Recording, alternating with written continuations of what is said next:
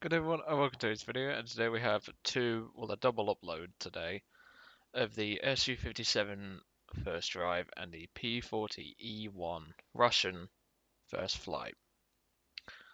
I've had these two in my mind for quite some time, and I've been thinking, should I get them? Obviously, I wanted the P-40 because it can carry a 500 kilogram bomb, which will be so useful in tank forces. But I was constantly tossed between the SU-57 and the T-126. Eventually, I went with the SU-57 simply due to its unique factor, and obviously the better gun. Better if you pay for it in terms of armor, which we'll go over briefly. But for the most part, it's a worthy trade-off. Just 1 second. It's I can't even reach the windows. I'm that short. Um, yeah, this is just short people life, I'm afraid. Here we go. So the reason for the SU-57 being the main choice is because I like half tracks. I have always been a fan of half tracks, and there's not many half tracks in any other tree. There's one or two in the German tree. There's a few in the US. There's one or two in the USSR. Same for Britain. I don't think there's any in Japan. They did have trucks with half track configurations. Italy, I think they have a half track. And France, not so. As far as I'm aware, France doesn't have a half track. Technically, they do, but it is a tractor with some guns stuck on the back of it. But I simply went for this thing because of its unique factor, and obviously the half track configuration. But obviously, armor wise, it's a heck of a lot worse than the T126. With just 6.3 millimeters across most of the truck's hull and just 12.7 protecting the gun mantlet, we ain't going to be stopping much. That is for definite. MG5 from planes will rip us a new arsehole, so I wouldn't be surprised if we die on this first drive. What I am going to do is I'm going to take the P40 out for this only. Obviously, you can see the P40 there. It's got the 500 under it. We will not take the 500 on the first flight, obviously, but that's pretty much what we're going to be doing. What I find ironic is I'm recording on the 26th of July in advance because, well, I want to have more of a play with these vehicles and I ain't touched them for a couple of days. What I find ironic is this thing's basically a truck and I've just gone for my theory test, failed it because of some stupid hazard perception test. I don't bloody know, but the hazard perception test in the UK is a total load of bollocks in my opinion. You shouldn't need it to surely drive. I mean, yeah, the theory side of the multiple choice questions, but the thing is that I'm always one step ahead when it comes to my driving. Like, in real life, I'm more of a safe driver because I'm always thinking one step ahead. That's how my instructor taught me. And I'm always ready to react to something should it happen. So, whether that be we're seeing a car coming out the left hand side and I'll take my foot off the gas. Let's say in War Thunder, for example, I'm driving the SU-57 and a tank was to drive in front of me, I'd hit the brakes because let's be real, most players don't stop. I'd know to expect that, so I'd have my finger on the S key. Same with my foot, ready to go halfway on the accelerator so that when my heel is accelerating the vehicle, but halfway across with my shoe so that I can access the brake pedal still. That's just how I prefer to be, and unfortunately the hazard perception test punishes you for that. But hopefully, on a map like this, we should be a bit better in terms of sniping capability. We're not going to be taking too many AP rounds. For some reason in this vehicle, we appear to have higher penetration on the AP shell than what we normally would. So we're going to take 5, But the rest, we're going to take 45 APCBC.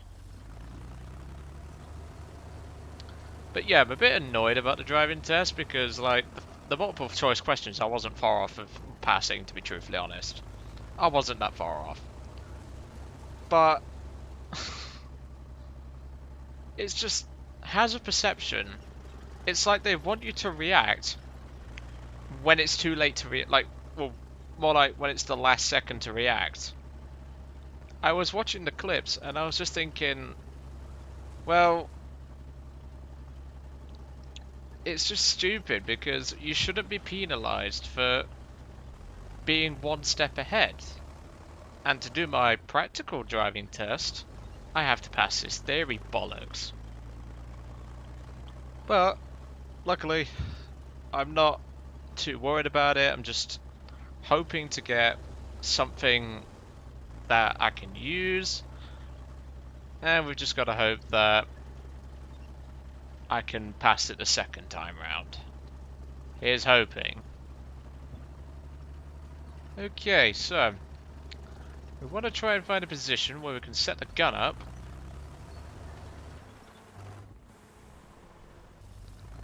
But I just find it ironic how I'm driving a vehicle that I don't actually know if you could drive a half-track with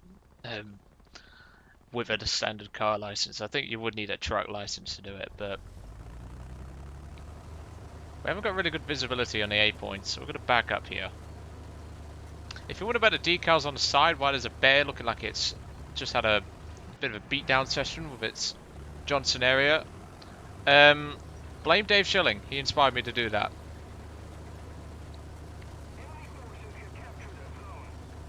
What is this retard here?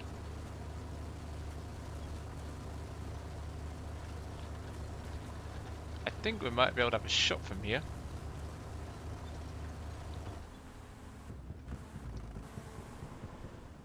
Okay. We look to be okay. I've just seen something on the A point. Our gun's pretty high velocity, so we should be able to just loop it over those houses, no problem at all. I saw a Panzer II over to the left-hand side.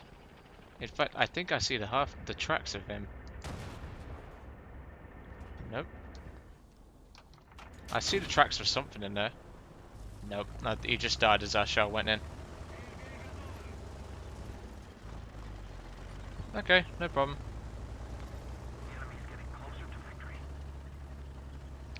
But I do find it a bit stupid how they basically expect you to react the second the hazard starts happening.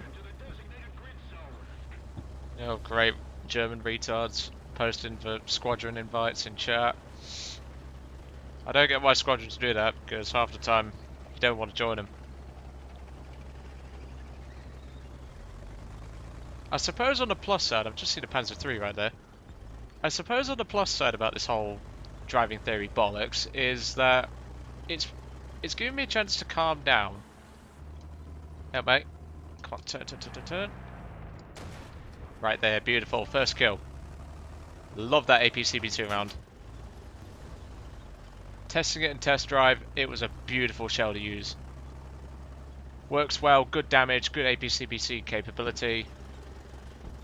And of course it explodes after 20mm of armor. Note to self, do not do this IRL with a half-track, but I did see a gun go off literally just down that road, so I've got to be really careful. Because obviously MG fire can kill us.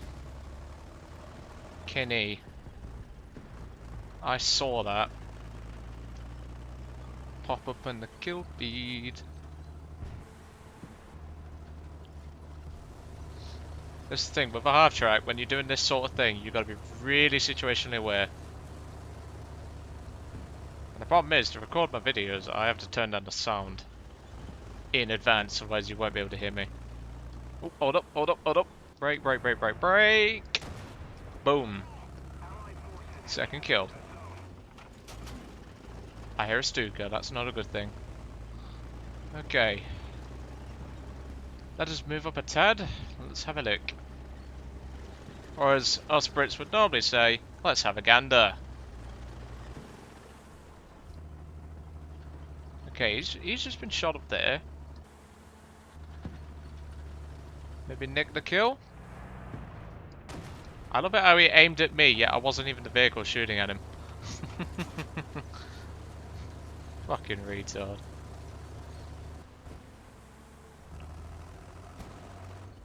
We can see the gun pretty far around the corner, so we might have to see if we can get the truck in a position. I'm just going to call it a truck because I can't be arsed at this point. If anyone happens to know, do you need a truck license to drive a half-track or something entirely different? Do let me know, and I can hear a vehicle to my right.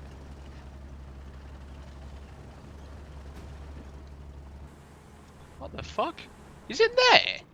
Little bastard! Right, okay.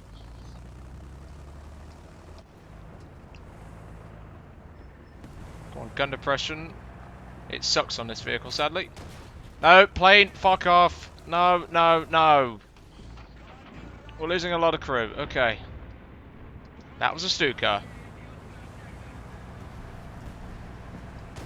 Fuck. Right, okay, we need to hurry this up. No, back up, back up, back up, back up, back up. You might have a shot on us at this point. Thank you. You're a legend. Oh, bombs, bombs. Hit the brakes. There we go. That's how you hit the brakes. And we died. Oh. Well, that's a violent end. And yet 2 crew members survived that. Okay. I'll believe that when I bloody see it. And, well, the rest of the artillery made sure they didn't. But not a bad start. Like I say, I did play it a bit aggressively, but... God, that Stuka. Oh, he's so determined to get an easy kill, wasn't he? Not a bad start, 2 kills. Obviously, we did die, but artillery. And yet, when I call artillery, it's about as inaccurate as half of freaking Thunder Skills points or stats and all that. But yeah, good start. Obviously, I'll obviously do a review on this thing when I get around to it. I still haven't done one for the M3A1 US Marine Corps because I just haven't had time to play it. So far, I've been spending most of the summer just hanging out with mates, so not much time for playtime. I have got a few replays to run through. A decent one is a 1953 M41M and a IAR 81C battle that I did when I was... Well, that was the match that finished the 1953 M41M skins. And then I have another one for a revenge killer getting completely spanked. I also have a replay from Matt Coast to get round to. I will do that as soon as possible. And then I have one on the N1K1JA, which is a plane I've been working on spading. At this time, it has half a mod to go, so I'm going to finish that after I do the P40's recording, which you'll see later. So, not a bad start, as I said. It could have been better, to be honest, but when some Kinney, for some bloody reason, decides to park it in a trench, gets artillery, it was quite clear he was a low level. At least in my eyes. But yeah, I'll leave it at that. See you all on the P40 first flight, and I'll see you then.